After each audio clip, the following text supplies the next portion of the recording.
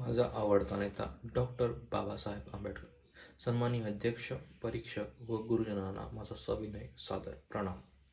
आकाशी स्वतेजाने तळपणारा सूर्य एक आणि एकच, त्याच्या प्रकाशाने प्रकाशमान झालेले ते चंद्र, चांदण्या. तसाच दलित वर्गात जन्माला आलेला सूर्य एक आणि एकच, त्याच्या बुद्धीच्या, प्रतिभेच्या, कणखरपणाच्या आणि बाणेदारपणाच्या तसंच निर्भीडतेच्या वृत्तीमुळे तो सर्व जगात स्वतेजाने प्रकाशमान होऊन जळाळू लागला.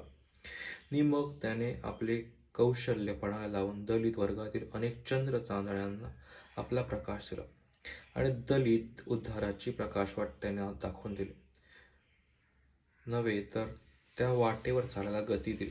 मित्रांनो, या सूर्याचं नाव डॉक्टर बाबासाहेब आंबेडकर. त्यांचे खरे नाव होतं भीमराव सकपाळ.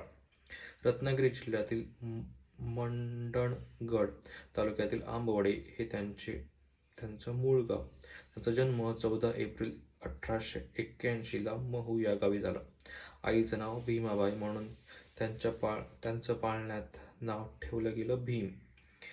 त्यांचे वडील रामजी सकपाळ लष्करी शाळेचे मुख्याध्यापक होते, त्यामुळे साहजिकच त्यांच्या घरी शैक्षणिक वातावरण होते. त्यावेळी संपूर्ण दलित वर्गात मांसभक्षण व मद्यपानाची प्रथा म्हणण्यापेक्षा व्यसनाचे प्रमाण जास्त होते, कारण एकच अज्ञान. परंतु बाबासाहेबांचे वडील महात्मा फुले, माधवराव रानडे यांच्यासारख्या लोकांबरोबर उठबैस करणारे असल्याने मांसभक्षणही करत नव्हते व अन्य कोणतेही व्यसन करत नव्हते. आई वडिलांच्या उत्तम संस्कारात भीमराव वाढत होते. जात्याचं बुद्धिमानी भीमरावांना समज त्यांनी जाणले होते की जर आपल्या समाजात परिवर्तन घडवून आणायचे असेल तर एकच अस्त्र आहे, ते म्हणजे शिक्षण. एल्फिन्स्टन कॉलेजमधून चांगल्या मार्काने BA होऊन बाहेर पडलेल्या भीमरावांना बडोद्याच्या सयाजीराव गायकवाड महाराजांनी शिष्यवृत्ती देऊ केली व पुढील शिक्षणासाठी अमेरिकेच्या कोलंबिया विद्यापीठात उच्च शिक्षणासाठी दाखला मिळवून दिला. आपल्या बुद्धिमत्तेचा व परिश्रम वृत्तीचा कस लावून भीमरावांनी ही शिष्यवृत्ती सार्थकी लावली. MA PhD ही डॉक्टरेट डिग्री मिळवून भारतात परत आले ते काहीतरी बनून. बार ॲट लॉ ही पदवी दिमाखात मिरवत, पण तरीसुद्धा मायदेशी असलेल्या जातीयवादामुळे त्यांना अनेकदा अपमान, अवहेलना सहन कराव्याच लागल्या. काही काळ सयाजीरावांकडे बडोद्यास ते रवाना झाले. तेथे महाराजांचे लष्करी कार्यवाह म्हणून ते काम करू लागले. पण जातीयवादाचा तिढा अजून तसाच होता. पुन्हा तेच जुने अनुभव. याच अस्पृश्यतेला कंटाळून ते मुंबईला आले. समाजातील दलितांच्या जातीयवादाचा प्रश्न शिक्षणाशिवाय सुटणार नाही या मताशी ते ठाम होते. त्यासाठी हा वर्ग एकत्रित करण्याचे कार्य त्यांनी हाती घेतले. त्यांच्यातील अस्मिता जागवण्यासाठी ते प्रयत्नशील राहिले. यासाठी त्यांना मोलाचे सहकार्य मिळाले ते कोल्हापूरच्या राजर्षी शाहू महाराजांचं.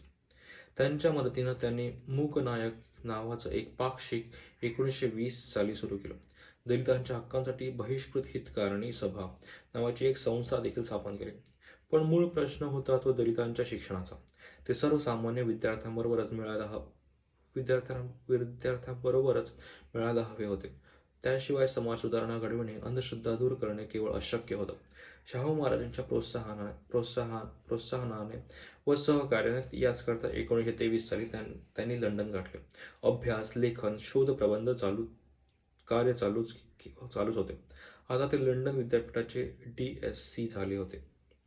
कालांतराने भारतात परत आले, ते दलितांची आई बनूनच.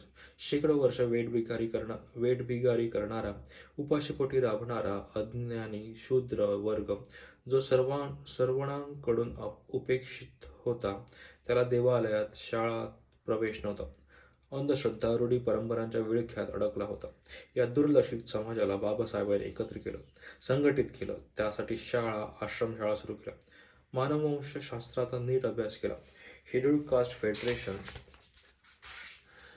लीग मंजूर संघटना, शेतकऱ्यांच्या संघटना बांधल्या. दलित समाजात प्रखर स्वाभिमानाची ज्वाला आता पेटून उठली. दलितांच्या हक्कांसाठी लढ्यांनी आता वेग घेतला. सारा समाजच ढवळून निघाला. दोस्तांनो, याचेच एक उदाहरण म्हणजे रायगड जिल्ह्यातील महाड येथील चवदार तळ्याचा सत्याग्रह. हजारो लोकांच्या संख्येने हजारो वर्षाची प्रथा मोडून चवदार तळ्याचे पाणी सर्वांनी प्राशन केले आणि चवदार तळ्याचे पाणी सर्वांसाठी खुले झाले. या घटनेने बाबासाहेबांनी सामाजिक बंडखोर अशी प्रतिमा देशापुढे निर्माण झाली. बाबासाहेबांची सामाजिक बंडखोर अशी प्रतिमा देशापुढे निर्माण झाली. दलितांचे प्रतिनिधी म्हणून डॉक्टर आंबेडकर गोलमेज परिषदेला हजर होते. तेथे त्यांनी दलितांसाठी वेगळ्या मतदारसंघाची मागणी केली. पण दलितांबद्दल सहानुभूतीचा दृष्टिकोन मान्य नसल्यानेच मोठ्या मनाने त्यांनी आपला हा हट्ट मागे घेतला. दलितांना स्वातंत्र्य लढ्यात मोठ्या प्रमाणावर सामील करणारेही बाबासाहेबच होते. ते खरोखरीच दलितांचे कैवारी होते. तरीसुद्धा दलित वर्गाने स्वाभिमानाने जगावे, सहानुभूतीने नव्हे, या मताचे ते होते. स्वतंत्र भारताचे ते कायदामंत्री होते. भारतीय घटनेचे शिल्पकार होते. तरीसुद्धा ज्या हिंदू धर्मात जन्माला आले त्या हिंदू धर्मात मरणार नाही या मताचे होते. गौतम बुद्धांना ते आदर्श मानत होते. म्हणूनच बौद्ध धर्म स्वीकारला आणि 6 डिसेंबर 1956ला बुद्धवास झाले.